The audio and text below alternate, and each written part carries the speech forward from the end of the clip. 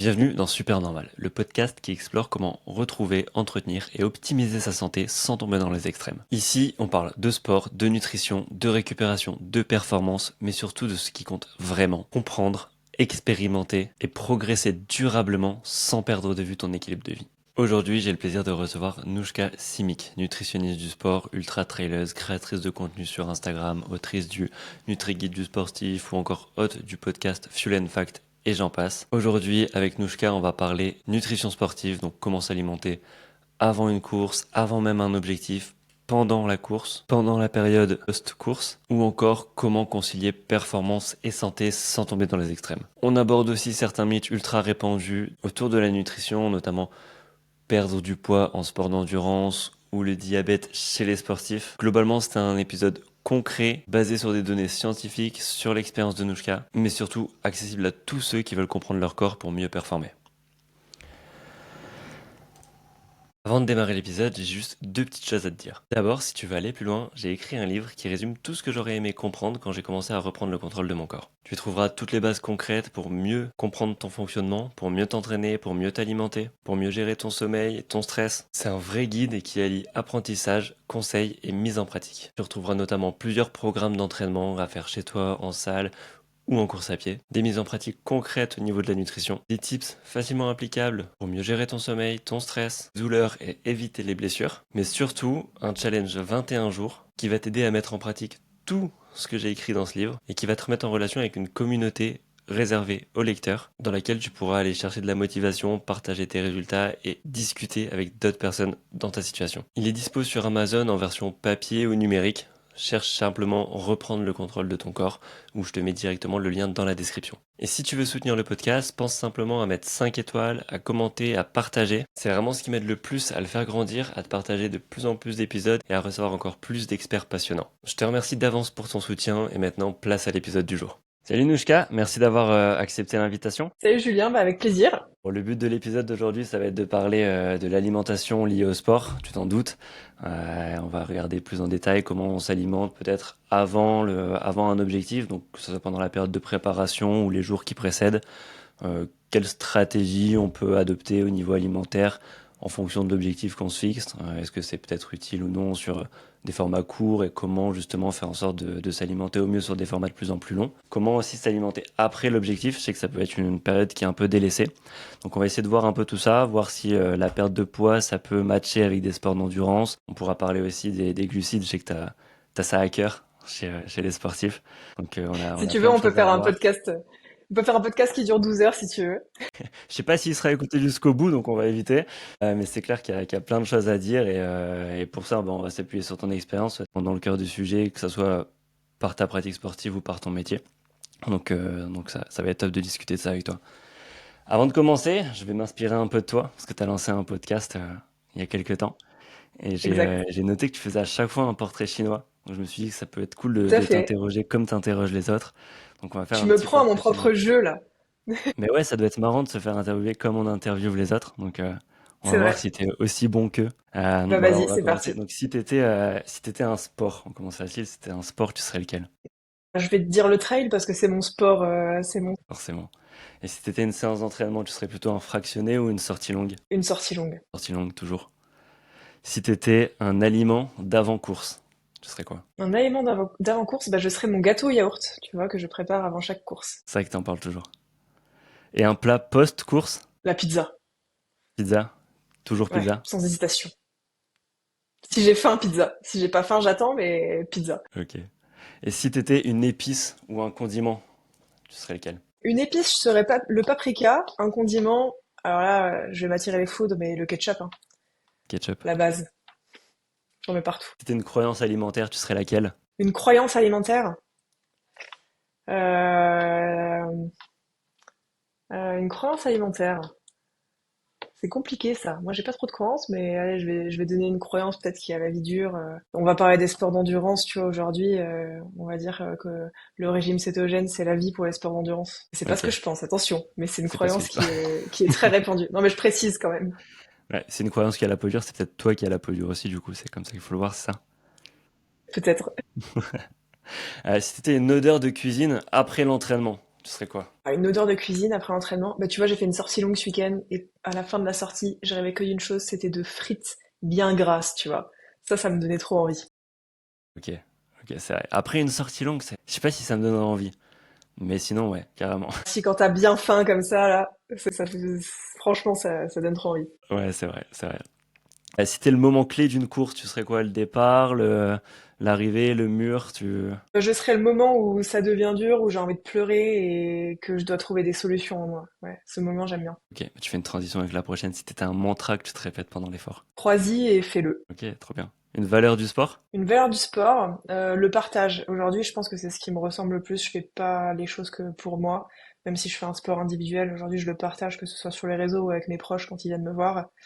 Et finalement, en fait, c'est jamais que pour moi. Donc, je pense que le partage, c'est une bonne valeur. Ok, bah, je pense que c'est un peu une valeur qui anime tous ceux qui partagent du contenu sur les réseaux.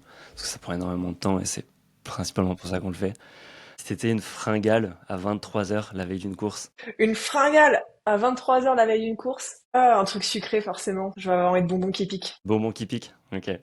Ça passe aussi très bien en course. En course, ouais, ouais. Il y en a de plus en plus sur les ravitaux maintenant. Et si t'étais une erreur qu'on commet tous avant une course, tu serais laquelle pour finir? Une erreur qu'on commet tous avant une course. Allez, je vais pas parler d'alimentation, je vais peut-être parler du sommeil. On n'optimise pas assez le sommeil alors que c'est pour moi la base, bien avant l'alimentation d'ailleurs. C'est vrai que c'est surtout quand tu prépares un objectif, vaut mieux avoir un bon sommeil les jours précédents. Mais c'est bien plus difficile à optimiser que l'alimentation pour le coup, parce que ça dépend pas que de notre volonté en fait, hein. Ouais, surtout quand toi, t'as pas encore d'enfant, tu verras. Ouais, on verra, mais pour l'instant non.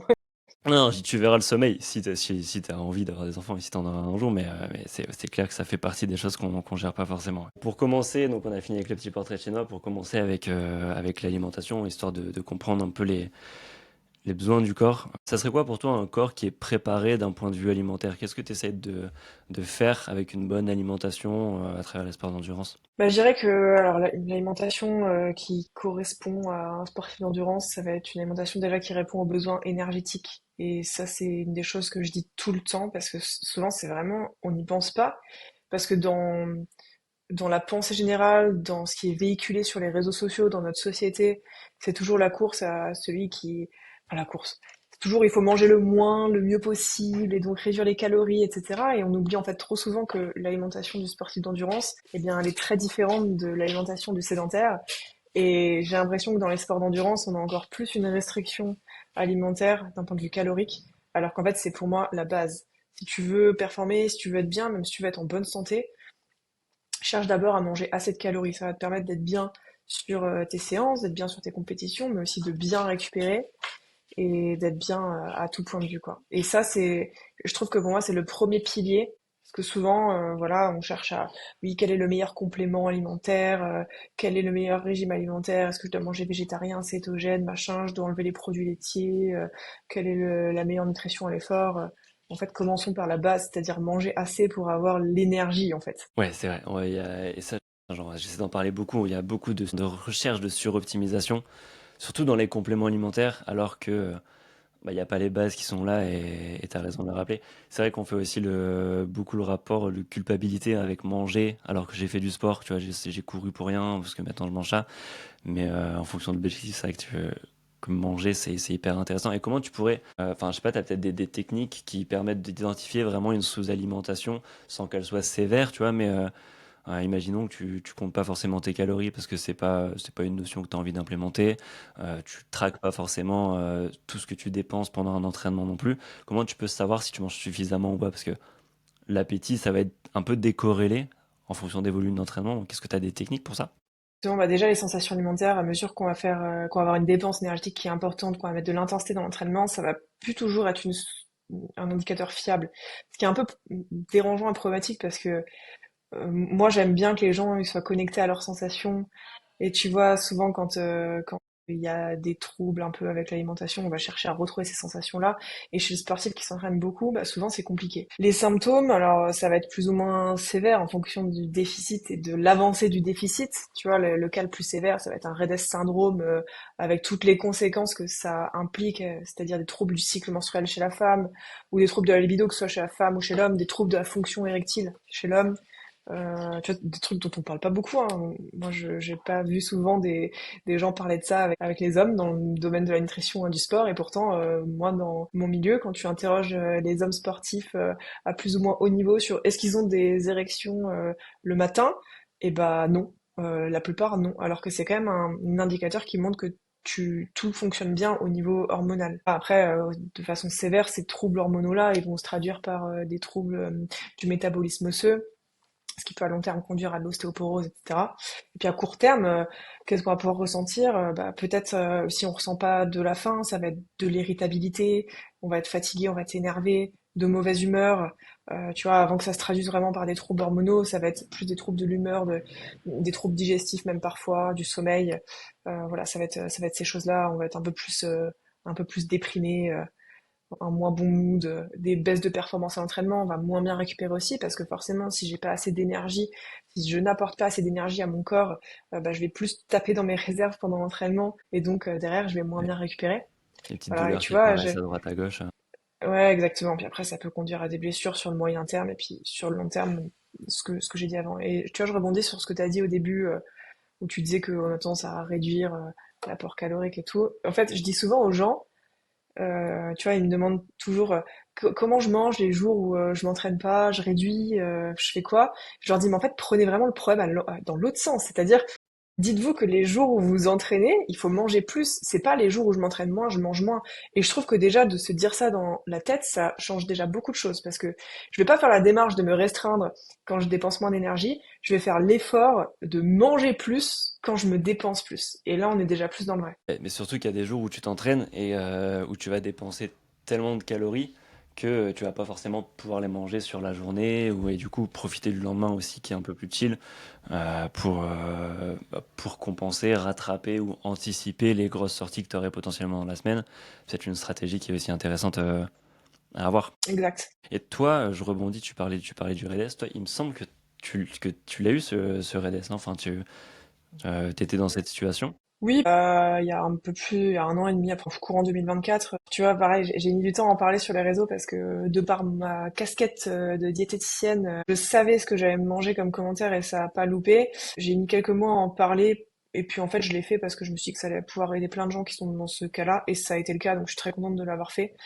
C'est très fourbe en fait quand on fait des sports, là on parle des sports d'endurance, mais de façon générale quand on fait un sport qui dépense énormément d'énergie, mais en fait, on l'a dit, on ne peut pas se fier qu'à nos sensations alimentaires. Et en fait, quand on a des dépenses qui dépassent 3500, 4000, sur certains jours 5000 calories, c'est très difficile de les combler. Et il suffit d'un petit déficit de 100 à 150 calories par jour en moyenne pour qu'au final, sur des mois, voire des années, parce que ça s'installe dans la durée, eh bien le déficit il soit important au point que ça ait des répercussions d'un point de vue physiologique. Donc c'est ce qui m'est arrivé. Je pense qu'il y a eu un peu il y a eu plusieurs choses, mais il y a eu le fait que je me suis mis dans le trail à fond, dans l'ultra trail, le fait de partager sur les réseaux, inconsciemment, ça pousse à en faire toujours plus, donc j'ai eu aussi une remise en question par rapport à ma pratique, au partage de ma pratique sportive. Puis derrière, bah, en fait, voilà, les apports qui suivent plus forcément, qui augmentent, mais qui augmentent pas autant que les dépenses. Et il s'est passé ça, et en fait, derrière, pour le soigner, alors ça met du temps, plus ou moins de temps en fonction de comment tu t'investis dans ta guérison et depuis combien de temps c'est installé. Tu vois, pour suivre des athlètes qui sont en plein REDES, il y en a beaucoup qui refusent de s'arrêter. Moi, c'est vrai que ça a été un mois et demi où j'ai rien fait du tout. En fait, plus tu réduis tes dépenses, plus tu vas rétablir ce déficit énergétique-là rapidement. Ouais. Il y en a T'attaques beaucoup d'un qui, d'un des deux pans. voilà, il suffit pas juste de manger un yaourt en plus par jour et de maintenir l'entraînement. Mais c'est vrai, il y en a beaucoup qui sont dans cette démarche-là, qui n'arrivent pas en fait à se dire je réduis, parce que c'est très dur en fait quand t'es sportif de, de te dire ça. Donc oui, ça touche pas que les sportifs de haut niveau, et on se rend compte dans les sports d'endurance, il y a des études qui commencent à sortir que quasiment 50% des athlètes ne mangent pas assez de calories par rapport à ce qu'ils dépensent, tout niveau quoi. Et quand tu dis athlète, c'est des athlètes ou c'est Sportif, Ok, ok, sportif ok. tout niveau. Ok. Donc ça peut être en fait ça rebondit avec on en parlera après, mais les personnes qui se mettent au sport d'endurance pour perdre du poids et qui essayent d'en manger toujours moins et de pas compenser ce qu'ils dépensent à l'entraînement et ça sur plusieurs temps. Au final, ça devient une habitude. Et la quête du toujours plus aussi, on peut vite tomber dans ça, non? Ouais, carrément. Et puis, tu vois, dans les sports d'endurance, il y a un peu l'idée que il faut être le plus sec possible, le plus léger possible. Et c'est parfois vrai, mais c'est pas vrai comme on l'entend. Alors déjà, tout dépend du niveau qu'on va atteindre. À un moment donné, si tu vises pas un podium sur des courses nationales, internationales, quel est l'intérêt de t'infliger des contraintes aussi énormes? Et en plus, même à haut niveau, je veux dire, ils ont pas un poids hyper bas toute l'année, quoi. Il y a des variations. De 6 à 10 kilos entre l'hiver, l'été, parce qu'en fait, tu ne peux pas maintenir un poids très bas toute l'année. Il y a une différence entre un poids de forme et un poids performance. Le poids de forme, c'est le poids que tu peux maintenir en étant en bonne santé sans te restreindre. Le poids de performance, il va être un peu différent. En l'occurrence, dans les sports d'endurance, il va être un petit peu plus bas en général, pas tout le temps, parce que tu vas diminuer ta masse grasse, donc être plus efficace, et puis être plus léger dans les sports comme la course à pied, le trail en montagne, etc. On sait que le poids, il joue un rôle, il joue vraiment un rôle. Et oui, il y a le truc du toujours plus. Je pense aussi, moi je me fais un peu la réflexion depuis quelques années de me dire que finalement on atteint tellement un palier au niveau des performances qu'on cherche à, tu vois, ça devient de la micro-optimisation Ouais, maintenant, je faut trouver trouve. le truc qui va te démarquer un peu. Même dans la nutrition. Tu vois, aujourd'hui, ça devient naturel de manger 60, 70, 80, 90 grammes de glucides par heure, alors qu'il y a quelques années, on venait avec une banane dans le slip, quoi. Il y a aussi cette proximité avec l'entraînement des pros, le quotidien des pros, tu vois. Mm. Enfin, on peut facilement voir ce qu'un top 1, 2, 3 en trail fait dans sa journée, comment il s'alimente et se dire, bah tiens, si je veux moi performer sur le trail de ma ville qui fait 20 km, il faut que je fasse pareil que lui et tu vas prendre des stratégies d'extrême alors qu'on n'a pas besoin de ça. Et il y a je sais pas ce que tu en penses, hein, mais c'est peut-être aussi quelque chose qui mène à ce genre de pratique, non? Oui, mais je pense que c'est quelque chose qui est naturel chez l'humain, en partant ça. Je pense pas copier, mais s'inspirer de ce que font les autres pour s'élever, tu vois, je le vois un peu comme ça. Et parfois, ça peut même être très positif, et c'est ce que je fais Ça d'ailleurs sur peut les être réseaux, hein. super positif, Je ouais. pousse les gens à se bouger, et je leur dis pas d'aller courir 150 bandes, je leur dis juste de peut-être se défier un petit peu plus, et pour certains, ça va juste être aller courir 10 minutes parce qu'ils en courent zéro aujourd'hui, tu vois. Donc, je pense que c'est l'humain est comme ça, il va s'inspirer des autres et de ce que font les autres pour pouvoir s'améliorer, mais parfois, du coup, ça peut être à double tranchant, je pense. Ok, ok, super. Bon, ça serait quoi la stratégie d'alimentation on va dire, off-season? Ton objectif, il n'est pas encore dans les semaines à venir. Tu commences à y penser, tu commences à t'entraîner, tu manges un peu normalement. Enfin, faudra avoir quoi? C'est peut-être le moment aussi de perdre un peu ton poids si tu veux en perdre, non? Comment t'appréhendes un Justement, peu cette période? ouais, là on est à l'heure où on enregistre ce podcast, on est à l'automne, en octobre, fin octobre. Quelqu'un qui a une compétition au mois de mai et qui a son objectif principal au mois de mai, je vais pas du tout lui dire de perdre du poids maintenant, sauf si Ok. il est en surpoids et qu'il a 15 kilos à perdre pour atteindre son poids de forme. Oui, on va perdre un petit peu, mais quelqu'un qui a juste 2 ou 3 kilos pour vraiment être très performant, je peux plutôt lui conseiller de passer un hiver où il va garder peut-être ses 2 3 petits kilos en plus, mais qui vont lui permettre de mieux récupérer et d'avoir plus de réserves énergétiques. Et en fait, à plus proche de l'échéance, tu vois, au mois de mars-avril, bah, perdre ces 2 petits kilos pour pas avoir une fatigue qui va s'installer dans l'hiver. Ok, ouais, sur Donc quelqu'un qui a ça va peu plutôt à être, perdre, c'est vrai que voilà, il faut pas perdre tout le poids, tu vois, la semaine de la compétition, parce que là, tu vas perdre juste de la flotte et c'est tout, et tu vas être éclaté. Mais par contre, en fonction de combien de poids t'as à perdre, tu vois, si c'est 2 kilos, en un mois, c'est facilement faisable, quoi. ouais.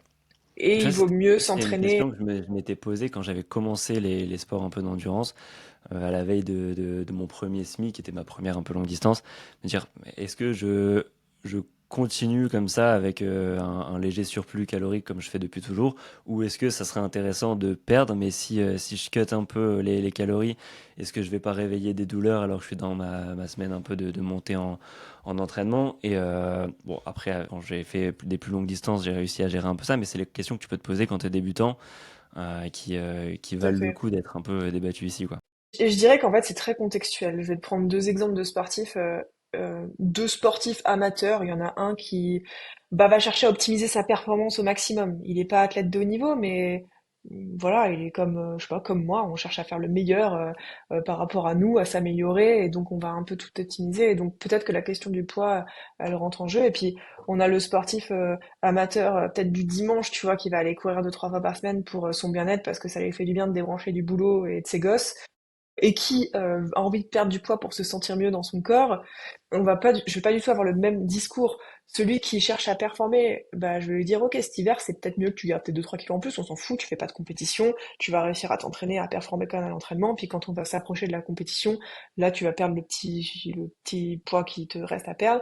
Et puis, par contre, quelqu'un qui va faire du sport, qui va courir, faire du vélo, mais sans avoir envie de faire des compétitions juste pour son bien-être, s'il a envie de perdre du poids, on va l'aider à perdre du poids, peu importe la période dans l'année, tu vois. C'est toujours une question de contexte de toute façon, et je Et pense tu vas te pour tout. servir de son objectif pour justement avoir un plan qui tienne Ouais, qui exactement. permette d'atteindre justement ce petit Tout déficit. à Ok. fait. Quelqu'un que je vois pour la première fois en consulte et quand je lui demande son objectif, il me dit ah bah j'ai 7 courses cette année, je vais faire ça, ça, ça. Je dis alors tu peux pas avoir 7 objectifs principaux, va falloir que tu fasses des choix, mais même pas que dans la nutrition, dans l'entraînement aussi, parce que t'imagines dans les sports Ouais. d'endurance, si t'as 7 courses, ça veut dire que bah une semaine et demie, 2 semaines avant, tu réduis l'intensité. Après t'as la semaine de récup, tu Récup. fais ça fois 7, tu t'es enlevé 3 mois dans l'année d'entraînement en gros. Donc il y a déjà ça. Et je dis pas, tu peux avoir des objectifs secondaires, mais qui sont au deuxième plan et où tu cherches pas à performer à ton meilleur niveau. Et la Ouais. nutrition, c'est pareil. Peut Tu faire peux partie de ton pas, plan d'entraînement. exactement. Mais tu pourras pas être au top du top du top physiquement sur autant d'objectifs. Pour moi, ma vision des choses, c'est qu'il faut avoir 2 objectifs vraiment principaux dans l'année, plus, c'est possible, hein, mais ça devient plus compliqué à gérer. Ok. Pour tout optimiser, bien sûr. Ok. C'est bien, ça en fait un début de saison, enfin un début d'année, un fin d'année. Tu peux réussir à les Après, jumeler comme ça. je connais des gens qui performent en faisant des courses tous les mois, hein. Avant que, avant qu'il y ait des gens qui me disent que eux ils y arrivent. Mais alors, moi je vois aussi plus loin, tu vois. Ma mentalité dans le sport, c'est un peu performer et durer. Oui, tu es capable de performer pendant quelques mois, quelques années, en t'entraînant beaucoup, en faisant peut-être un peu nimp au niveau alimentation, en buvant de l'alcool, en t'entraînant n'importe comment, en enchaînant les courses. Mais combien de temps ça va durer, quoi? Je pense que des étoiles filantes dans le sport, on en a plein et chaque année. Mais ceux qui durent pendant plus de 10, 20 ans, c'est moins fréquent, quoi. Et moi, c'est plutôt vers ça que je veux tendre. Ouais, c'est ça. Surtout si tu reviens au niveau amateur, ça sert pas forcément à grand chose de se flinguer sur 2 ans, être au top et après bah, tout arrêter parce que c'était trop, on sait pas jauger. Enfin, il y a plus une question de Ouais. longévité qui est intéressante aussi Et au puis niveau tu vois, physique. les sportifs amateurs, ils se sentent pas trop concernés par tout ce que je dis là, parce qu'ils disent, mais je suis amateur, donc enfin, je veux dire, si je perds un peu de poids, il va rien se passer. Enfin, mais en fait, si, c'est eux les principaux concernés, c'est eux qui vont aller se blesser, faire des tendinopathies à répétition, Oui, parce que tu leur cumules ça performance qui avec une baisse. mauvaise charge d'entraînement, avec un mauvais Exactement. feedback, une mauvaise autovision, enfin une mauvaise analyse. Et puis ils sont moins bien accompagnés en fait, qu'on se le dise, hein. Ils sont Un pas sportif de accompagnés. haut niveau, il a un staff, il a globalement tout autour de lui pour être bien et chouchouté. Pas toujours évidemment, mais quand même plus qu'un sportif amateur qui va faire son truc de son côté et qui va devoir se débrouiller pour trouver la bonne alimentation quoi et le bon entraînement. C'est clair. Les bons outils de récup aussi, sans tomber dans tout ce qui est marketing, chaussettes de récup. Ouais, exact. Non, moi je trouve ça super dur honnêtement aujourd'hui de s'y retrouver dans l'alimentation, dans l'entraînement. Je Mais comprends en fait, les il y a gens en trop de fait hein, sons de cloche. qui bah ouais, en fait je comprends enfin, on peut pas juste leur dire, bah allez faire les recherches par vous-même et lisez les études. En fait non, ils savent pas lire des études et c'est normal. Déjà, lire des études, c'est pas donné à tout le monde. Faut Voilà, donc comprendre tu le vois, fonctionnement, savoir juger si les méthodes d'analyse sont bonnes, fiables et tout. exact. Et parfois quand je dis certaines choses sur les réseaux et qu'on va me dire, mais c'est pas vrai parce que un tel il a dit ça, je leur en veux même pas aux gens de me dire ça parce que eux en fait ils pensent que c'est la bonne chose de faire confiance à ces personnes-là et que si un tel a tel statut et qui dit telle chose, il a raison. C'est pas aux gens que c'est pas aux gens que j'en veux, enfin que j'en veux. J'en veux à personne, mais tu vois ce que je veux dire. Ouais, ouais, Il y ouais, a tellement de sons de cloche que c'est compliqué, quoi. ok, ok. Et bon, en parlant des sons de cloche, c'est quoi du coup, si c'est pas l'alimentation cétogène, c'est quoi le meilleur régime pour Ben, les sports d'endurance? en fait, j'ai envie de dire que pour les sports d'endurance, c'est l'alimentation, elle est simple dans sa complexité. Et j'aime bien cette phrase-là Hmm. parce qu'en fait, c'est bien plus simple que ce qu'on pense. Alors c'est sûr que quand on réfléchit à tout ce qu'il y a à faire, manger assez de calories, manger équilibré dans l'assiette, apporter assez de micronutriments parce que t'en perds plus, et à l'effort, des glucides, et quel machin, quel gel, ça paraît hyper compliqué. En fait, la recette, elle est simple, hein. Il faut juste apporter assez d'énergie à la machine, quoi. Globalement, si tu débroussailles tout, c'est ça. C'est apporter assez de calories au quotidien essayer de manger varié dans l'assiette. Évidemment, le moins transformé possible dans la mesure du possible, mais ça, c'est encore un autre sujet parce que à mesure que tu as des dépenses énergétiques qui sont très importantes, bah, plus tu manges brut, moins tu vas réussir à couvrir ton apport calorique. Et ça, c'est un autre problème encore. Parce que, en fait, je dis souvent que non extrême, il faut que tu aies une alimentation extrême. Attends, t'as dit quoi? Moins tu manges brut ou plus tu manges brut? Bah, non, moins tu vas pouvoir manger brut. Si tu as une Oui, alimentation ok. qui est... Enfin, Donc si tu as des plus tu dépenses manges qui sont brut, très plus c'est élevées, compliqué d'atteindre tes quotas. exactement. J'ai peut-être dit l'inverse si c'est le cas, désolé, Il me semble. mais ok, désolé. En gros, oui, voilà. Plus tu manges brut, moins tu vas être en mesure d'atteindre ton quota calorique parce que ça va prendre énormément de place, ça va te blinder très vite et voilà, tu manges une salade composée, bah ça va plus te caler que si tu bois de l'huile. C'est des deux extrêmes, tu vois, Ne mais buvez pas d'huile. c'est un peu ça l'idée. Non, non. Sauf si vous faites des délires à la Mike Horn, parce que lui, il fait ça. Ouais. Mais mais c'est pas le sujet du jour. Mais voilà, c'est pour ça que c'est très compliqué quand même, et c'est toujours contextuel, et il faut pas appliquer ce que fait un tel par rapport à soi, parce que ça dépend vraiment. Mais mais ça reste simple, c'est apporter assez d'énergie, et franchement, déjà ça, ça peut peut-être paraître bête, mais c'est pas acquis de tous, quoi. Mais un exercice qui peut être sympa à faire pour tout le monde, c'est de noter, sans se prendre la tête, noter sur une appli web tout ce que tu manges sur une semaine, de comparer ton poids avant, après. Alors il peut y avoir plein de fluctuations qui sont liées à la rétention d'eau ou autre, mais tu peux prendre aussi plusieurs fois ton poids dans la semaine pour avoir une moyenne. Et de voir si sur quelques semaines ton poids augmente ou baisse, et ça te donne déjà un indicateur de si tu manges suffisamment, ou si tu as besoin de manger plus, ou si...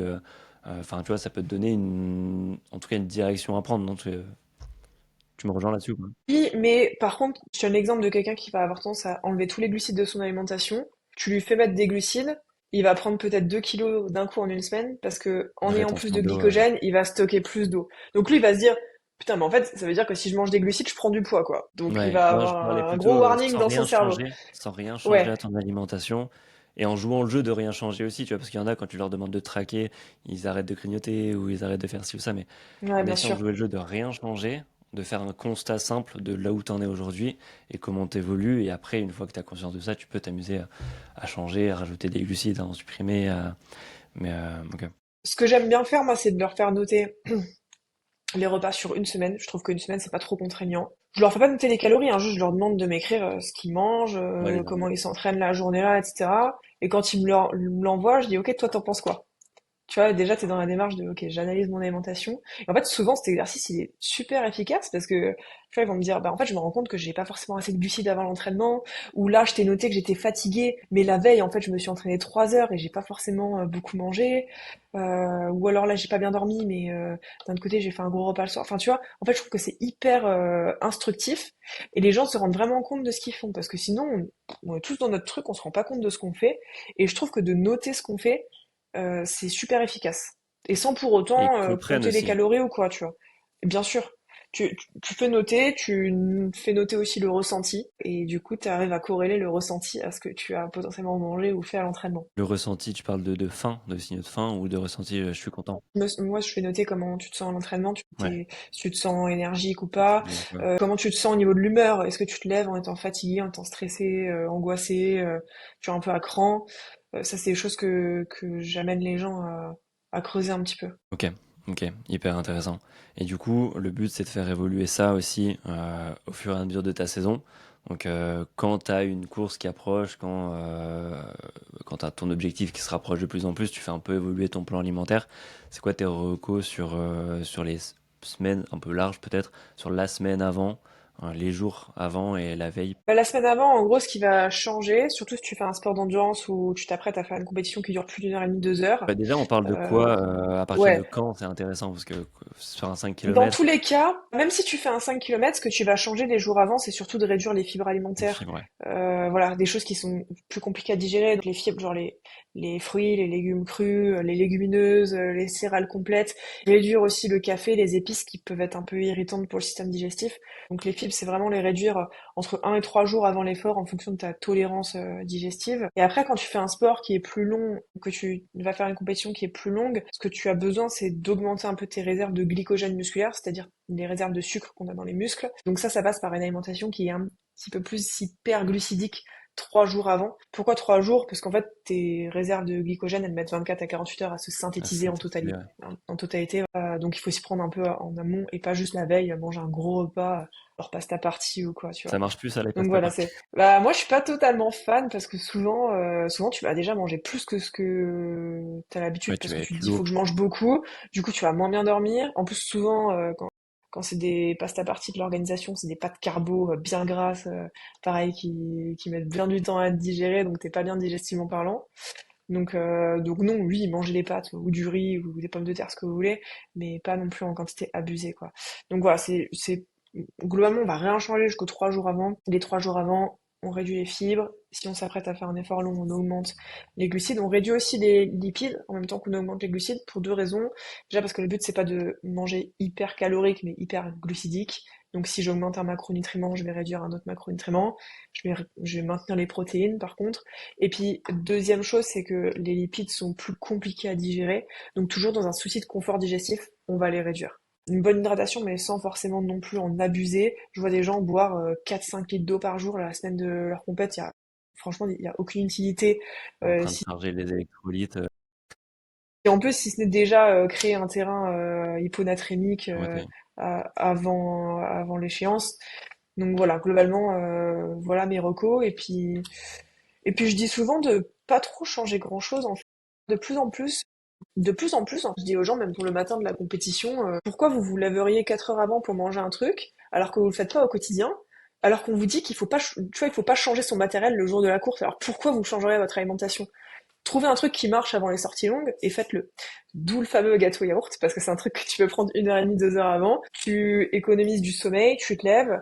Enfin, tu vois, j'ai de plus en plus du mal à comprendre le concept de changer quelque chose. Tu vois, le dimanche avant tes sorties longues, jamais tu vas te lever à 6 heures du mat pour aller courir à 10 heures et manger ton petit déj 3 heures avant.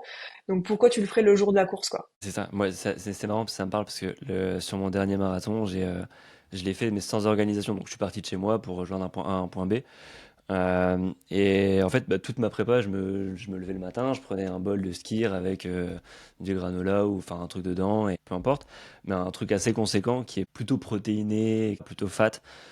Et j'allais courir, je m'entraînais sans attendre 2 heures, tu vois, 1 heure le temps de me préparer, de déposer mon fils à l'école. Et en fait, le jour de la course, je me suis dit, pourquoi je changerais ça? Et du coup, j'ai fait exactement pareil, tu vois, donc j'ai mangé quelque chose qui est quand même assez fat le jour J. Mais en fait, comme j'ai rien changé, je me suis senti bien. Alors après, si le petit déjeuner habituel, c'est carrément n'importe quoi, peut-être ça vaut plus le coup de changer. Mais si c'est pas tellement décorrélé, il y a peut-être à y gagner, à pas trop faire de changements sur ça. Complètement.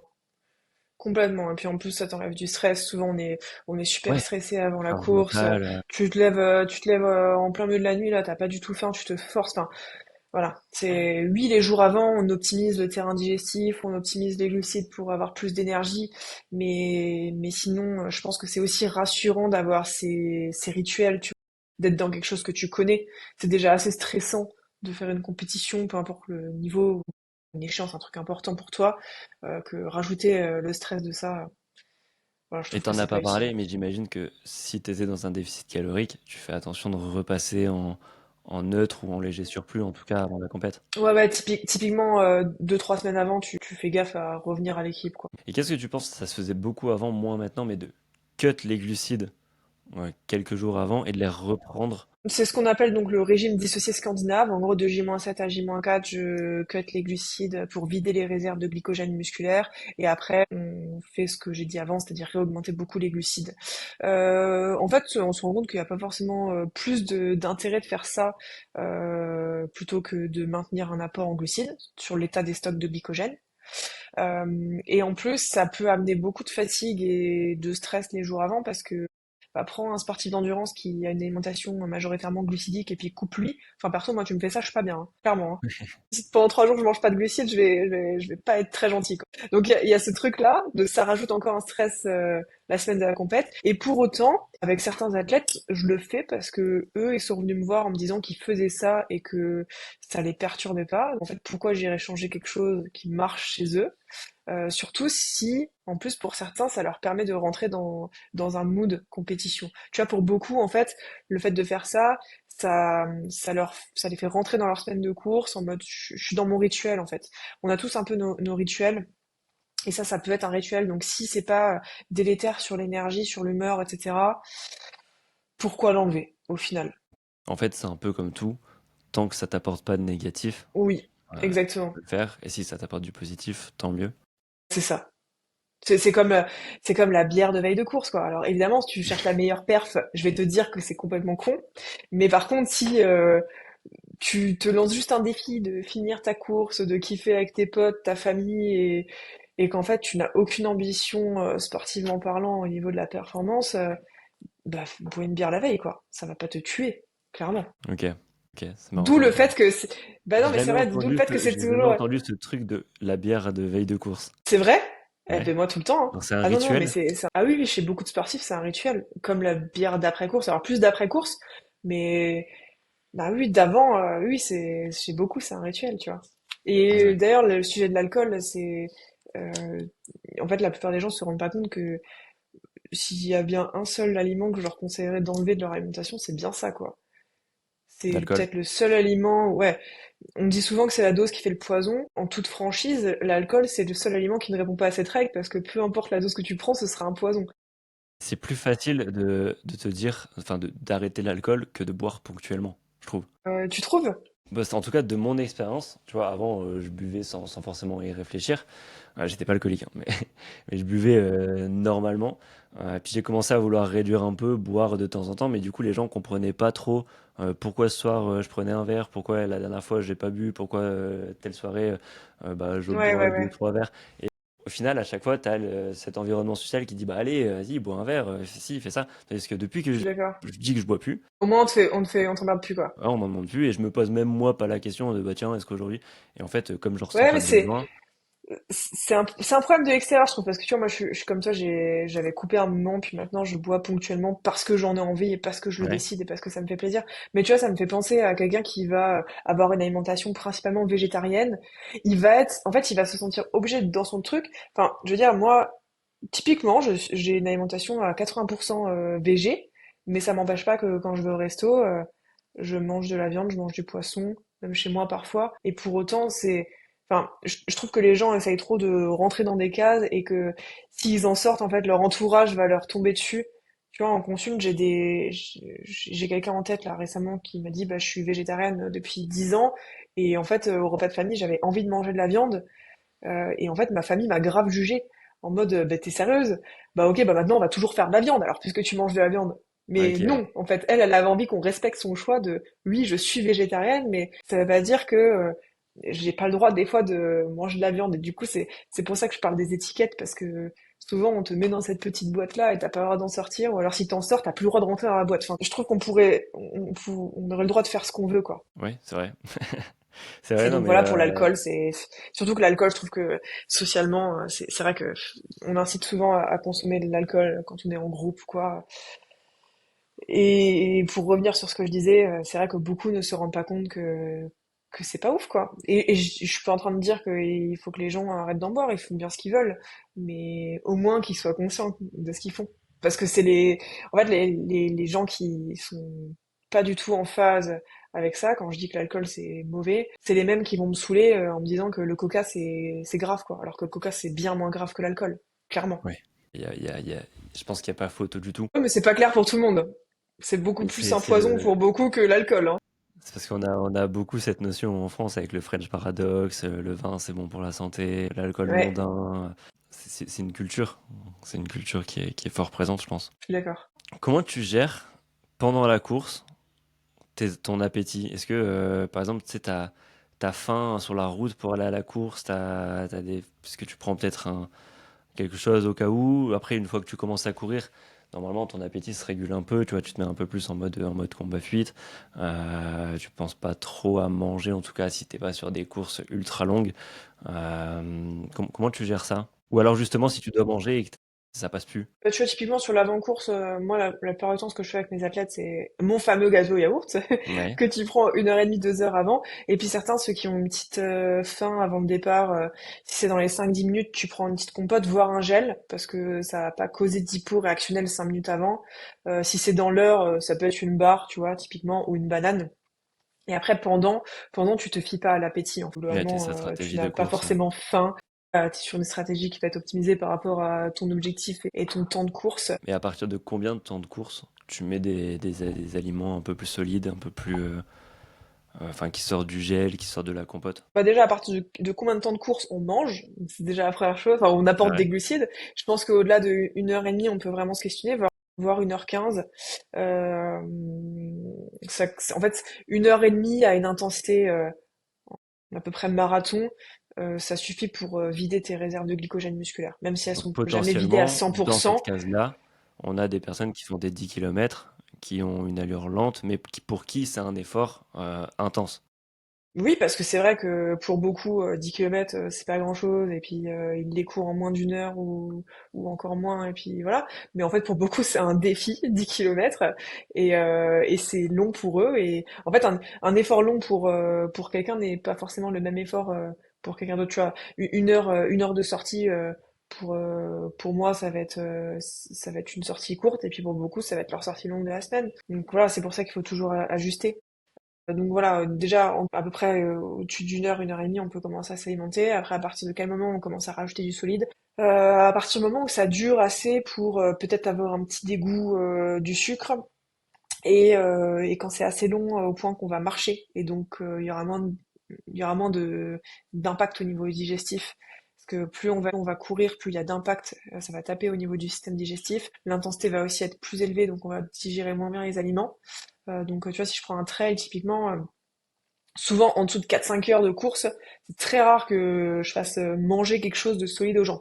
Ou alors le solide qu'on va faire, qu'on va mettre en place, ça va être, tu vois, des gommes, des choses qui sont quand même assez molles, pas de choses qui sont très compliquées à digérer. Parce que de toute façon, il faut bien se dire que si je mets du solide, ça va être beaucoup plus long à digérer que si je consomme un gel ou une boisson. Et donc, bah, ça va me demander plus de travail digestif. L'énergie que je mets à disposition de mon estomac et de mes intestins, je le mets pas vers mon cœur et mes muscles. Très schématiquement, c'est ça. Et en plus, l'énergie, elle va être disponible moins rapidement. Ok, pour Ça ça. peut être intéressant de manger solide aussi quand sur un truc très long, t'arrives plus à manger. Typiquement, c'était la Diagonale des Fous ce week-end. Je sais pas si Ouais, t'as suivi un peu ou si tu connais ouais, cette ouais, course, mais c'est quand même une course de fou. Ça se carrément. gagne en 23-24 heures pour le meilleur, donc ça veut dire que les autres, ils mettent 30-40 heures. Donc 30-40 heures, tu vas pas manger que des gels, globalement. Et tu Non. vois, à un moment donné, dans ta course où t'arrives plus à t'alimenter, sur les ravitaux, tu mets du riz, des choses plus solides, et puisque c'est diffusé un petit peu plus lentement, bah, ça te permet peut-être de moins t'alimenter entre les ravitaillements, quoi. Ok, ok. C'est Chose que aussi, tu ne ouais, vas absolument pas faire sur marathon, de t'arrêter pour manger du riz. non. C'est moins faisable. Ok, donc ouais, c'est surtout la distance qui est logique et l'intensité du Le coup distance, le temps de profiter. course et l'intensité, ouais. Et du Mm. coup, une fois que tu manges Exact. solide, tu réduis un peu l'intensité de ta course pendant quelques minutes après, quelques minutes avant, ou tu gardes. Pas Si le forcément, ravito mais il tombe sur une partie roulante de ton trail, je dirais que ce que tu portes sur toi, tu vois, si tu as une barre sur toi et que tu veux la manger, je conseille plutôt de la manger en montée quand tu vas marcher. Et puis plutôt au début de la montée que à la fin où tu sais que quand tu t'es vas avoir la essoufflé, bascule et t'arrives que plus à tu vas respirer. descendre. Voilà, exact. Bah, il y a ça, et puis derrière tu vas descendre, donc tu vas recourir. Donc voilà, il y a un peu de ça au niveau stratégie. Après, tu peux très bien me dire si je mange un truc solide au ravito, bah, je repars un peu plus cool après, tu vois, 5-10 minutes pour histoire de pas trop taper au niveau digestif, quoi. Ok. Et il y a une quantité de glucides par heure qui est pour laquelle tu peux y aller sans avoir peur, ou ça dépend, c'est encore individu dépendant. Ça dépend des gens, parce que quelqu'un qui va pas avoir l'habitude de consommer des glucides, déjà si tu lui mets 40 grammes de glucides par heure, ça va peut-être être beaucoup pour lui. Mais en général, jusqu'à 60 grammes, ça passe bien. Parce que Ouais, tu satures pas tes transporteurs de glucides au niveau intestinal. Au-dessus, ça demande de l'entraînement et donc de le répéter aussi pendant tes entraînements. En fait, je dirais que jusqu'à 60 grammes, t'as pas forcément de répercussions. Et de toute façon, monter au-dessus de 60 grammes, c'est pas toujours recommandé pour tout le monde et tout le temps, quoi. Déjà, donc je à dirais que partir si du tout le moment monde où on va arrivait dire à... que tu as connaissance de ton gel, que tu le découvres pas non plus le jour de la course, Oui, tu peux clairement. prendre 60 grammes par heure, et on va dire 50 grammes par heure pendant 4-5 heures de course, sans craindre d'arrêt de course à cause de ton système digestif. Oui, mais il n'y a pas que ça, tu vois. 4-5 heures de course, c'est assez pour être déshydraté, si tu Ouais, bois pas bien, et donc du coup être en souffrance digestive. OK, Et là, ce sera pas forcément les glucides, ce sera que derrière, t'as pas assez bu et du coup, ton tube digestif, il était plus assez bien irrigué. OK. Donc il peut y avoir de ça. Mais globalement, 50-60 grammes, tu restes quand même dans une fourchette tolérable au niveau digestif, quoi. Même s'il y a Et d'autres facteurs qui rentrent en compte, comme je t'ai dit. plus la durée augmente, plus c'est compliqué. Enfin, on va dire, si tu sais tenir soit 70, imaginons que tu sais tenir 70 grammes sur 5 heures, ça veut pas dire que tu sais tenir sur 6 heures, sur 7 heures. On est Oui. d'accord que c'est des tests qui se font Plus c'est aussi. long, plus c'est compliqué parce que tu vas forcément avoir une déshydratation déjà, à mesure que l'effort il se rallonge, tu vas avoir la fatigue qui va s'installer, tu vas avoir les impacts au niveau digestif. Si on parle en l'occurrence de course à pied, à vélo c'est Ouais. plus facile, hein. À vélo, tu peux t'enfiler des glucides, t'as Même moins de plus risques de troubles solide, enfin, tu peux digestifs. manger un peu plus solide, des Exact. barres. Ouais. Donc t'as toutes ces choses-là qui vont faire que ça va être plus dur.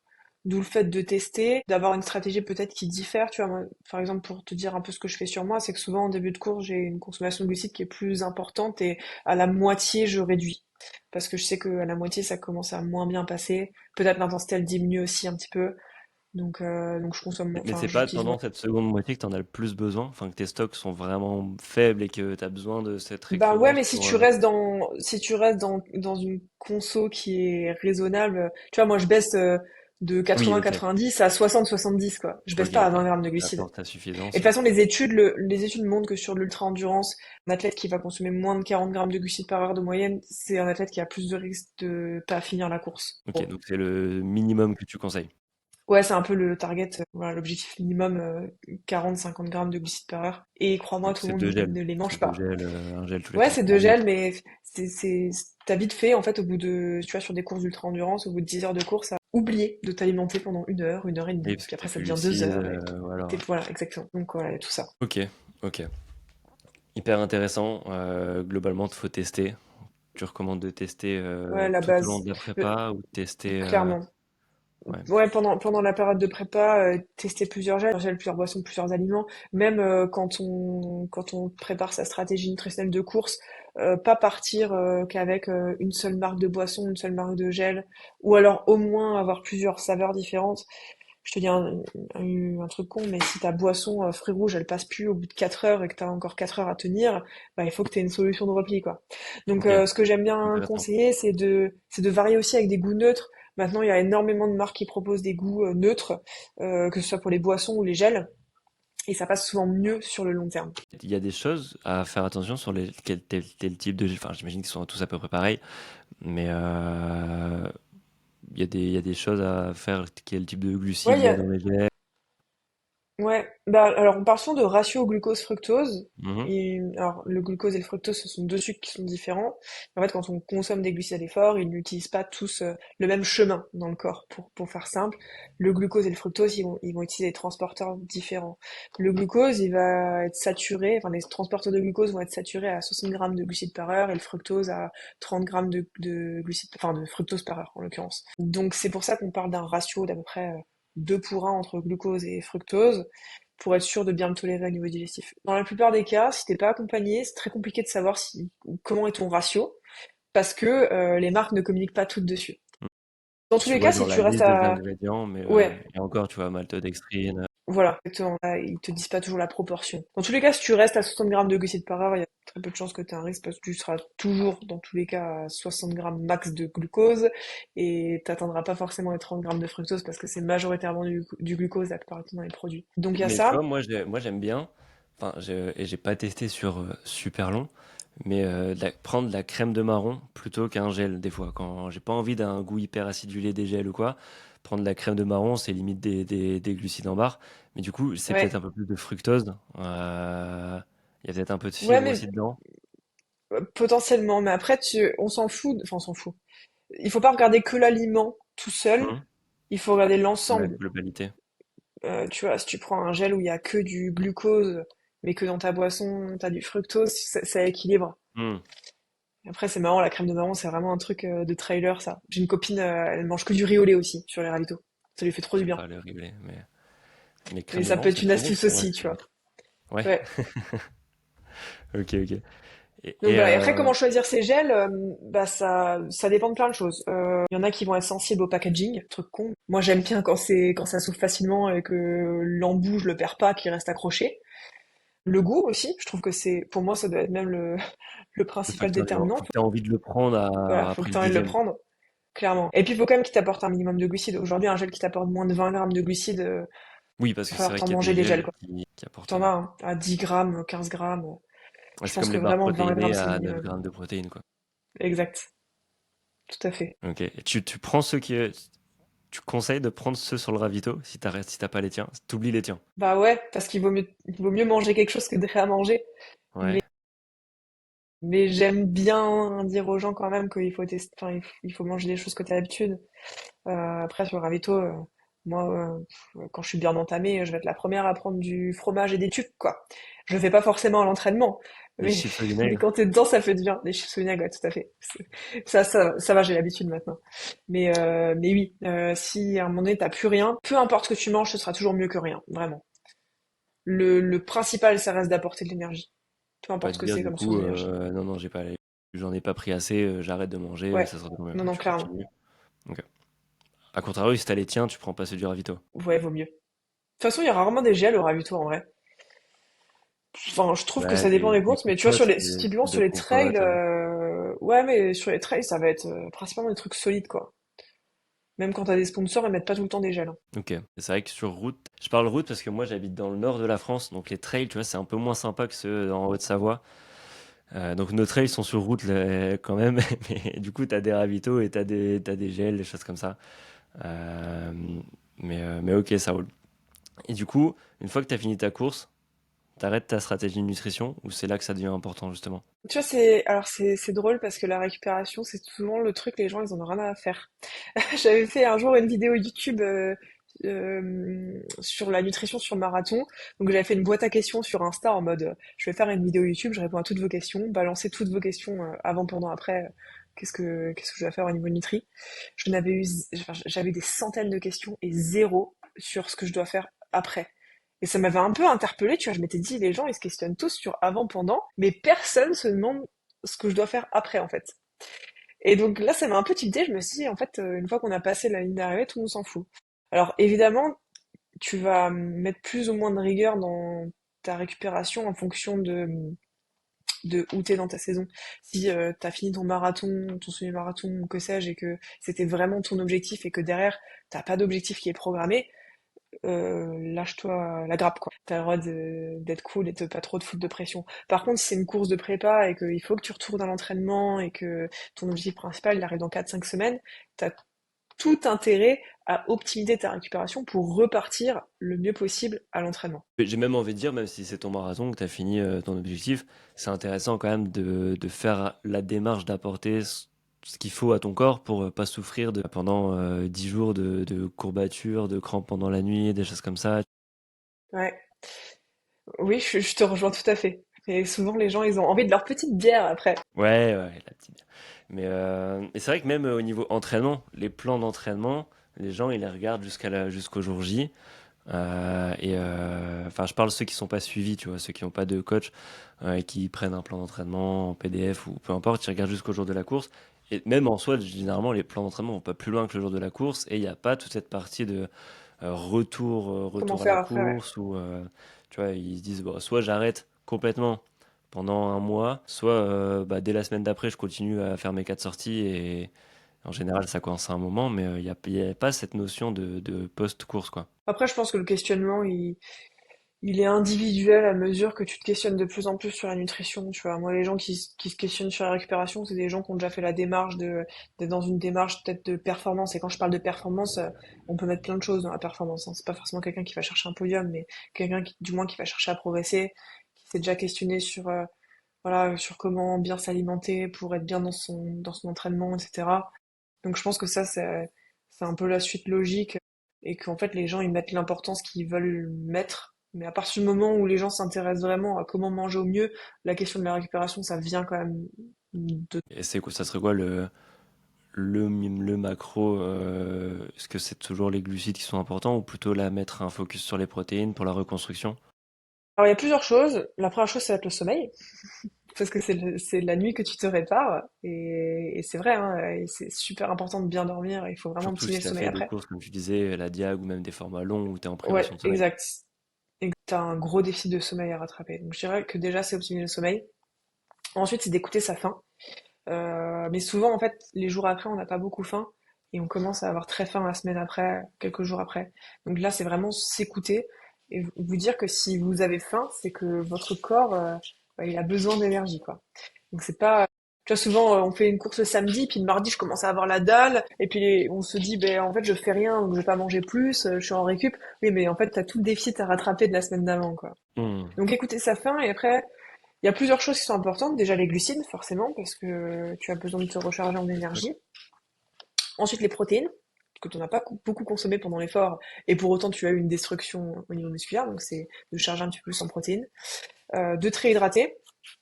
Souvent voilà, ça va être de s'hydrater normalement, mais de contrôler la couleur des urines, que ça revienne à une couleur jaune clair qui montre que tu es bien Blanche, hydraté. entre autres, en vrai. Pas forcément transparente. Les gens ont parfois en tête qu'il faut avoir une urine transparente, mais si tu as une urine Approche, hein, je veux dire, tu transparente, tends vers ça, quoi. ouais. C'est plus Mais transparent, ça veut parfois dire que tu te surhydrates. surhydrate, ouais.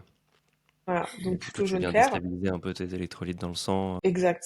Et après, l'autre point, je dirais de vigilance, ça va être les antioxydants.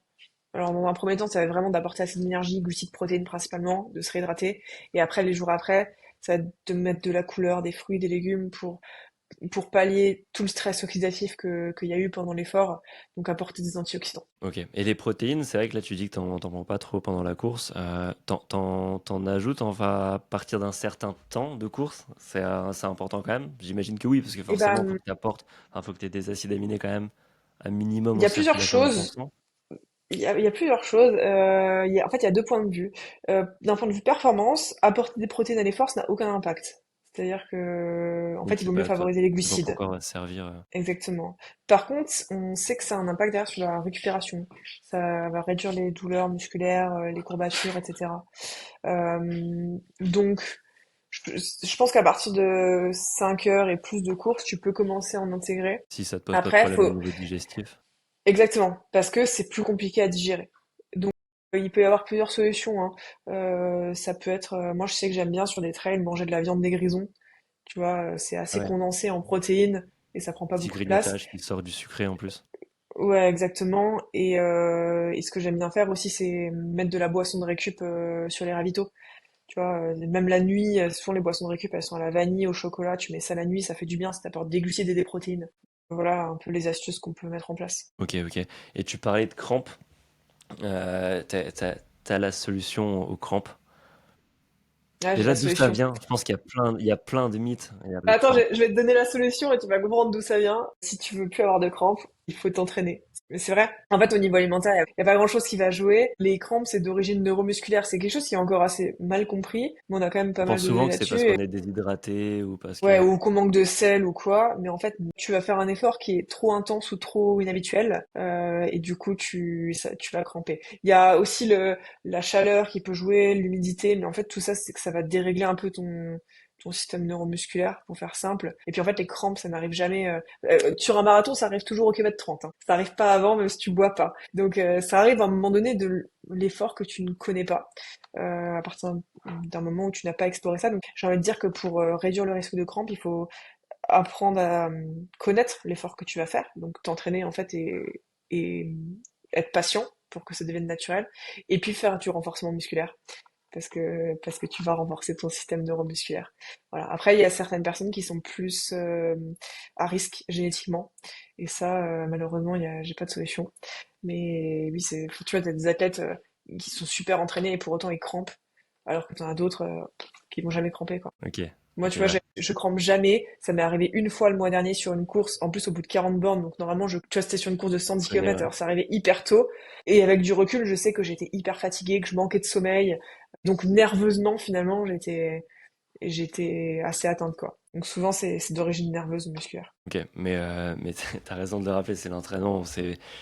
On peut boire tous les électrolytes qu'on veut, tout ce que tu veux si tu fais un effort qui est disproportionné par rapport à ta prépa. Et du coup, c'est peut-être Ouais, un moyen aussi de re-questionner sa prépa et soit l'assiduité qu'on y a mise, soit le volume.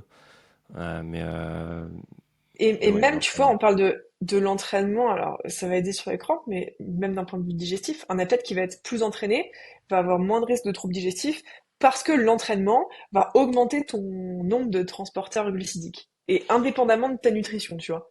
En fait, le corps est quand même bien fait, hein. Tu vas plus t'entraîner, tu vas avoir plus de transporteurs, plus de mitochondries, etc., etc. Attends, on parle des Euh, glucides après. Non, non, je rigole, vas-y, mais, vas-y, mais vas-y. voilà. Non, non, mais c'était juste pour dire que l'entraînement, dans tous les cas, ce sera toujours positif si tu veux t'améliorer, hein. À Ouais, tout point de vue. forcément. Forcément, forcément.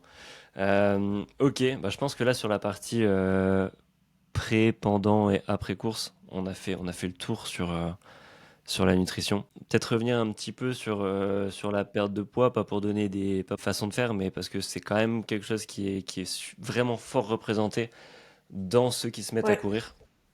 On se met souvent à courir pour perdre du Ouais, poids, ou en tout cas, quand on veut perdre du poids, on sait pas quoi faire, on se dit que courir un peu, ça va aider. Euh, Déjà, c'est pas forcément le cas, mais c'est vrai. est-ce qu'on peut concilier vraiment déficit calorique et performance, ou alors faut faire un choix? Non, on peut concilier les deux. Après, le déficit calorique il doit être bien fait. Si on veut perdre du poids, souvent ce que vont faire les gens, c'est de réduire beaucoup les apports, tu vois, de 50%. Alors qu'en vrai, si on veut perdre du poids, le déficit calorique il doit être de 10-15% Mm, maximum. Ça représente moins de 500 cales de déficit par jour. Donc voilà, le déficit calorique il doit être vraiment pas trop important pour pas être trop fatigué et avoir trop faim. Et après, les autres grandes lignes, ça va être de maintenir un apport en protéines pour pas perdre du muscle. Et puis en fonction du sport, on va bouger les macronutriments d'une façon différente. Pour les sports d'endurance, je vais avoir tendance à maintenir un niveau de glucides qui va être suffisant parce que tu vas en utiliser beaucoup à l'effort et de réduire en fait les lipides en restant quand même dans un seuil de sécurité. Au-dessus de 1 gramme par queue de poids de corps par jour pour que la synthèse hormonale elle se fasse bien. Puisque le déficit calorique il est ponctuel, normalement tu n'as pas de risque à cet égard. Tu vois, quand je parle du REDES sur les réseaux sociaux, les gens ils me disent oui, bah, du coup si je peux pas faire de déficit calorique, comment je perds du poids? Mais il y a une grosse différence entre un déficit calorique qui est ponctuel sur plusieurs semaines ou plusieurs mois et un déficit calorique qui est chronique sur plusieurs mois, plusieurs années. Donc il y a vraiment ces deux aspects-là. Maintenir aussi les apports pendant l'effort. C'est pas parce qu'on est en perte de poids qu'il faut arrêter de manger des gels, des boissons et tout pendant l'effort. C'est pas ça qui va bloquer la perte de poids. Au contraire, ça va permettre de pas aller taper trop dans les réserves de protéines, parce que si tu n'utilises, enfin si tu n'apportes pas de glucides, tu vas pas comme par magie utiliser tes réserves de graisse, hein. Tu vas d'abord aller puiser dans ton glycogène, puis une fois que t'en as plus, oui, tu vas utiliser les graisses parce que tu vas devoir baisser l'intensité, parce que ton corps il va plus être en mesure de produire des hauts niveaux d'intensité, et puis tu vas aussi aller taper dans tes protéines musculaires, donc c'est pas du tout l'objectif, quoi. Donc voilà, maintenir un apport pendant l'effort, et puis peut-être en étant attentif à ces signaux, pas hésiter à remonter potentiellement un peu les apports, tu vois, chez une personne qui n'arrive pas à avoir un déficit un peu régulier, peut-être faire une semaine où je réduis de 10% mes apports, puis quelques jours où j'augmente et je reviens à l'équilibre et je rebaisse. Dans tous les cas, je pense qu'il n'y a pas toujours besoin de compter ses calories. Moi, avec la plupart des gens, je le fais pas en fait, ou je le fais pour eux. Mais j'invite les gens peut-être à faire une consultation diététique avec quelqu'un qui est diplômé, pour qui cible vraiment les points d'attention dans l'alimentation. Mais souvent, en fait, enfin moi, ce que je vais faire avec les gens, ça va être des choses très simples, c'est-à-dire augmenter le volume alimentaire. Et c'est Le ce qu'on volume, disait au c'est tout début. Voilà, le le volume, mettre code. plus de fibres et puis réduire en fait ce qui va apporter des calories. En étant dans un juste équilibre qui peut être parfois compliqué, tu vois, les gens se rendent pas forcément compte de ce que ça représente 10% de ce qu'ils ont besoin. Donc je trouve que c'est toujours rentable de faire une consulte diète. C'est un investissement sur soi qui, sans forcément faire une consulte tous les mois pendant des années, mais juste une fois, venir en bilan chez quelqu'un et lui dire, voilà, je veux savoir quels sont mes besoins actuellement et mes besoins pour perdre du poids par rapport à ma pratique, et puis comment faire concrètement, quoi. Tu fais bien de le dire, les besoins actuellement, parce qu'il y a des personnes peut-être qui ont fait des consultes il y a 5 ans, entre deux, elles ont changé de métier, elles ont eu deux Ouais, enfants, plus les et le mêmes besoins. métabolisme a Donc, changé, ouais, ouais. Et c'est pas parce qu'il est cassé, c'est pas parce que complètement. quoi que ce soit, il s'est adapté à ton mode. Enfin, tu te dépenses Exact. différemment, donc t'évolues. Donc, ok, ok. Super, super intéressant. Donc, on peut quand même avoir la perte de poids sans se blesser, sans faire quoi que ce soit. Maintenant, il faut que ça soit Clairement. réfléchi. En fait, bah, c'est comme tout. faut qu'il y ait un équilibre. Il y a quand même quelque chose qui revient souvent quand des personnes veulent perdre du poids, c'est qu'elles vont essayer de jeûner, faire un jeûne intermittent. Est-ce que tu vois est-ce que tu dérecommandes ça? Est-ce que tu ne recommandes comment? Est-ce que tu contre-indiques ça Ce que je quand fais. tu t'entraînes le matin? Euh, alors, j'ai pas spécialement d'habitude, dans le sens où le jeûne intermittent, fais-le si ça te fait du bien, parce que t'as pas faim le matin, quoi. Hmm. C'est un peu ça Ouais, l'idée. clairement, forcément pas à déjeuner, c'est pas dans Le ta jeûne troisième temps de intermittent, la journée. c'est normalement, il vise pas à manger moins de calories sur la journée, il vise juste à répartir les calories différemment. Mais en fait, que tu fasses un déficit normal ou un jeûne intermittent, il n'y a pas de diff, quoi, Alors, ce que je globalement. voulais dire, À c'est calories égales, est-ce que tu vois un inconvénient à t'entraîner à jeun? C'est plutôt comme ça que je voulais la question. seulement sur des séances qui vont être assez longues et intenses. Ok. Et ou intense, pardon. Sur des footings à jeun d'une demi-heure, trois quarts d'heure, basse intense, aucun problème. Surtout si ça te permet d'optimiser ton temps, tu vois quelqu'un qui va bosser à 8 heures le matin, qui doit emmener les gosses à l'école ou je sais pas quoi, et qui en fait a pas le temps de prendre un petit déjeuner avant parce qu'il va être ballonné quand il va courir. Voilà, il se lève à 6 heures, il va faire sa séance à jeun, il mange un petit truc après. Ça le fait. Par contre, si t'as une séance longue à faire, une séance intense, je déconseille. Maintenant, tu vois, j'ai certaines personnes qui ont pas le choix d'aller faire leur séance plus longue ou plus intense le matin très tôt, qui ont pas faim, parce que je vais leur dire, c'est allez-y à jeun. Par contre, dès le début, vous avez une boisson d'effort, T'alimentes vous prenez un complètement. gel plus tôt en fait dans la séance, et ça va venir compenser un petit peu ça. Ok. Ok, ouais, c'est plus une question de timing. Vaut mieux courir à jeun que pas courir. Oui, Euh, mais mais faut bien le gérer. si tu veux optimiser ton temps de sport, autant t'alimenter avant si tu le peux, c'est ça. Exact. Ok. Ok, super. Bon, on va entrer dans ta partie préférée. Est-ce qu'on peut être diabétique? Enfin, est-ce que si on... non, pas comme ça, parce que j'imagine que la réponse sera potentiellement oui, mais est-ce que si tu consommes plus de glucides qu'une personne sédentaire, tu as plus de chances d'être diabétique en faisant des sports d'endurance? Est-ce que c'est quelque chose qu'il faut faire attention ou non, c'est juste mange suffisamment de glucides, prends-toi pas la tête. Ouais, alors c'est vrai que tu dis ça, je pense, parce qu'il y a beaucoup de gens qui se font l'idée que quand t'es diabétique, c'est juste que tu manges plus de glucides, mais en fait, la physiologie du diabète, c'est pas aussi simple que ça, quoi. Quand tu fais plus de sport, tu vas utiliser plus de glucides, donc tu as besoin de plus de glucides, et ça, faut vraiment se le rentrer dans la tête. En plus de ça, euh, au niveau physiologique, le fait de consommer des glucides à l'effort ne va pas avoir la même répercussion que de consommer des glucides rapides de façon isolée au repos. À l'effort, en fait, tu n'as pas d'insuline, ou tu en as très peu. Elle n'est pas sécrétée parce que tu vas avoir l'adrénaline et différentes catécholamines qui vont venir en fait inhiber cette sécrétion d'insuline-là. Donc si tu n'as pas d'insuline, si tu consommes des glucides rapides, t'as pas de risque de faire une hypo derrière en réaction. Donc en fait, il y a peu de risques que ça épuise ton pancréas comme on peut souvent entendre. Après, je dis pas que tous les sportifs amateurs doivent consommer 90 grammes de glucides par heure. Souvent, on me colle un peu cette étiquette Ouais, en non, mais non, mais pensant que je dis forcément, ça. Et pas du tout. Par contre, aujourd'hui, tu vois, il y a beaucoup de gens qui sont sur la retenue en mode on n'a pas d'études qui montrent que ça a vraiment pas un impact. Oui, bon, on n'a pas non plus d'études qui montrent que les licornes ça existe ou que ça n'existe pas. On n'a jamais vu. Pour autant, voilà, je vais continuer à penser que ça n'existe pas, hein. C'est pour te donner un peu une image. Et surtout, on a des études. En fait, c'est ça le pire. C'est que les gens qui pensent qu'on n'a pas d'études sur le sujet, c'est que on a quand même plusieurs décennies de recul sur l'alimentation glucidique, hyperglucidique. Aujourd'hui, on sait que physiologiquement, ça pose pas de problème parce que tu vas l'utiliser. Donc il y a vraiment une grosse nuance à faire. Et en fait, souvent, je renvoie la balle en montrant le problème à l'envers. Quand les gens me disent, non mais tu te rends compte la quantité de glucides que tu conseilles pour tel effort, je leur dis, mais le problème, c'est pas la quantité de glucides que je vais conseiller, c'est l'effort. Est-ce que c'est vraiment normal de faire des efforts aussi longs, aussi intenses? Tu vois, c'est après, vrai. le débat peut être philosophique, hein. Mais c'est peut-être ça qui est plus problématique. Et d'où le fait que je te disais au début du podcast, à, à effort extrême, il faut une alimentation extrême. À un moment donné, tu es obligé de répondre aux besoins que tu t'infliges, quoi.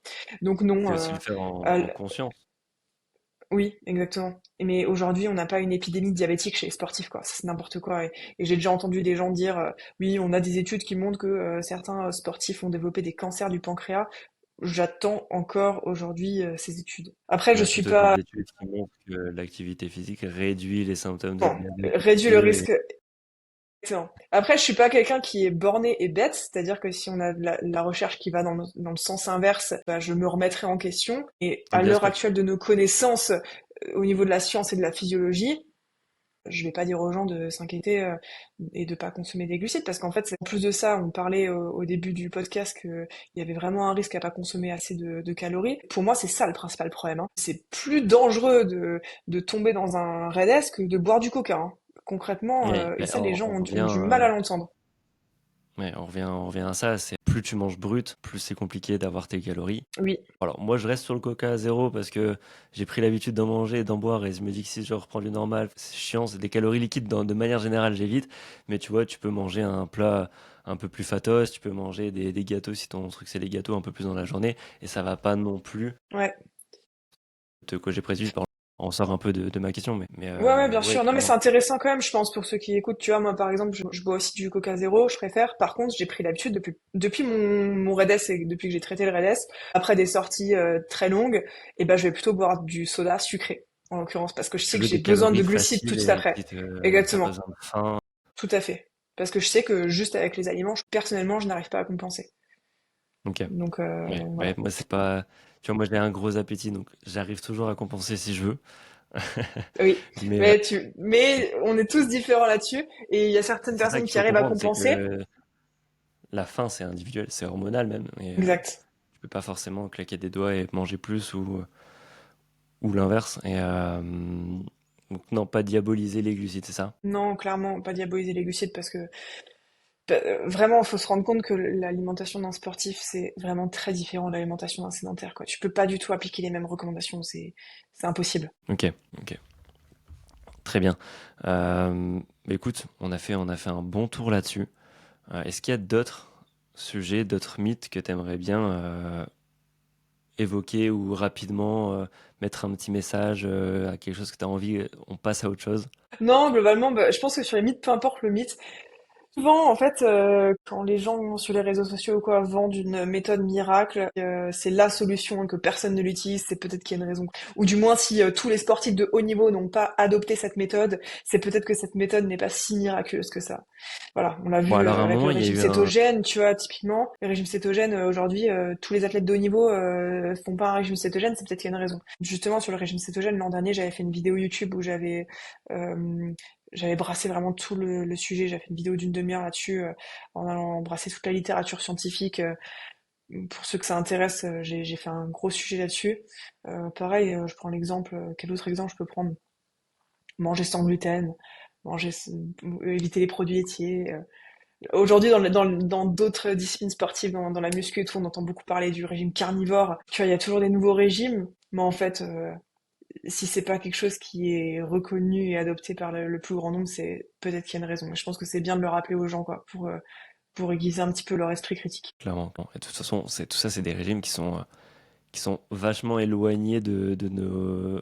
Après, ça dépend pour qui, mais c'est quand même quelque chose qui est hyper éloigné d'habitudes alimentaires normales, donc qui sont en plus compliqués Hmm, à tenir, qui peuvent t'éloigner un peu exactement. socialement des gens.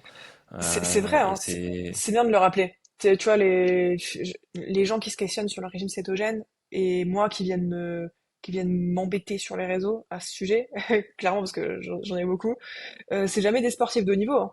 Donc à partir du moment où en fait quelque chose n'est pas prouvé par la science pour améliorer les performances, je dis pas que c'est incompatible, mais c'est pas prouvé pour augmenter les performances, voire même c'est délétère. En plus de ça, tu n'es pas un sportif de haut niveau, donc tu n'as pas besoin de te mettre des contraintes aussi extrêmes que ça. Quel intérêt tu aurais à mettre ta vie sociale un petit peu en péril parce que derrière, ça veut dire que tu manges pas de pizza le vendredi soir avec tes potes, quoi. C'est ça, hein, pas d'alcool non plus. Le régime cétogène, c'est pas juste je consomme des compotes à l'huile d'olive pendant mon trail, quoi. C'est vraiment une rigueur à avoir à l'année. Je te dis ça parce qu'il y a beaucoup de marques aujourd'hui qui ont surfé un petit peu là-dessus en faisant des Ouais. produits à base de gras et en disant si tu consommes du gras à l'effort, tu vas avoir une énergie infinie. Mais en fait, ça, physiologiquement, ça n'existe pas. C'est pas un interrupteur on-off. Ouais, Ça et puis marche pas comme ça. c'est surtout ça, c'est si tu sors de ta cétose, c'est fichu, il faut retourner en cétose Exact. et t'as plus le droit à l'erreur là. Fin. Exact. Donc bon, ça dépend, hein, ceux qui veulent se mettre des contraintes et je dis pas, hein, c'est pas incompatible. Donc libre à chacun de tester s'il le souhaite sans se mettre en danger. Mais aujourd'hui, c'est pas quelque chose que je vais conseiller quand même. Ok, ok. Surtout que tout au long de l'épisode, on a quand même parlé des glucides à l'effort, du rôle des glucides dans la performance. Ça serait dommage de s'en priver. à mon sens. Bah, on sait quand même, hein, on a quelques dizaines d'années de recul. Aujourd'hui, on sait que c'est ce qui a quand même de plus efficace, quoi. Très bien, on a fait un bon tour sur tout ce qui était intéressant. J'espère que ça va donner plein de matière à ceux qui nous écoutent. Si tu devais résumer en une dernière phrase ta vision de la nutrition sportive en une phrase, ça serait quoi? Compliqué celle-là, technique. Ma vision de la nutrition sportive en une phrase. Eh bien, manger assez et bien par rapport à ses besoins et son contexte, en fait. Et assez et bien dans cet ordre-là, et pas bien et assez. Petite Ok, nuance. ok. Parce que plus simple dans ce sens-là, en effet. Ok, Exact. très bien. Écoute, Nouchka, où est-ce qu'on peut te retrouver si on veut en savoir un peu plus sur toi, un peu plus de contenu, un peu plus. C'est le moment de Eh faire ben, tes shameless plug. principalement sur Instagram, mon compte Noshka Diet, c'est là où je publie quasi tous les jours du contenu sur le sport, sur la nutrition, etc. Il y a mon site internet aussi, fourchettebasket.fr, où là, il y a toutes mes formations, mes masterclass, les gens qui veulent prendre une consultation aussi avec mes collaborateurs. Voilà, mon podcast Fuel and Fact, que j'ai lancé il y a quelques mois sur la science du sport et de la nutrition. Et puis plus récemment, une application que j'ai co-créée qui s'appelle MyRavito et qui t'aide à faire ton plan nutritionnel de course. Puis mon livre aussi. Accessoirement, j'ai écrit un livre sur la Accessoirement. nutrition sportive cette année, voilà. Le Nutri-Guide du sportif qu'on peut retrouver partout. Ok. Eh ben écoute, je mettrai tous les liens en description, comme ça on pourra les retrouver facilement. Merci beaucoup. Est-ce que tu penses à quelqu'un qui pourrait être intéressant à venir sur le podcast, qui pourrait apporter un peu une autre expertise, quelque chose de complémentaire autour du sport, de la nutrition, même de la santé en général liée aux sportifs? Ouais, j'en ai plein, hein. J'en ai plein. Je pense que tu peux inviter, allez, je vais te donner un nom, Clément Noblet. Ok. Clément Noblet, si tu veux parler de santé et de nutrition, c'est vraiment quelqu'un de très fiable dans le milieu. Ok, top. Eh ben écoute, j'essaierai de le contacter. Super. Eh ben écoute, je mets fin à l'enregistrement. Donc je te remercie beaucoup, Nincha. Merci à toi. L'épisode touche à sa fin, j'espère qu'il t'a plu, qu'il t'a apporté un maximum de clés de compréhension sur ta nutrition pendant l'entraînement, que ce soit avant, pendant ou après ton objectif. Si tu veux retrouver Nouchka, je te mets tous les liens en description, que ce soit de son compte Instagram, de son podcast, de son livre et de tout ce dont elle a parlé. En ce qui me concerne, tu peux me retrouver également sur Instagram sur le compte Deadlift Coaching, sur lequel je partage des tips au quotidien sur l'alimentation, le sport, l'organisation d'une journée type quand on a un quotidien vraiment chargé et qu'on veut améliorer tout ça. Tu peux retrouver aussi mon livre Reprends le contrôle de ton corps directement sur Amazon. Je te mets le lien dans la description. C'est un guide complet pour toi pour progresser de manière autonome avec un challenge 21 jours qui va te permettre d'avoir les premiers résultats visibles et encourageants.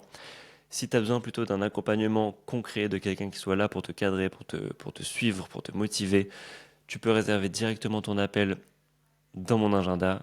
Tu as également le lien dans la bio et je me ferai un plaisir d'échanger avec toi sur tes objectifs, de t'expliquer mon fonctionnement et de voir si on peut faire quelque chose ensemble. D'ici là, je te souhaite une bonne semaine et comme d'habitude, on se retrouve lundi pour un prochain épisode.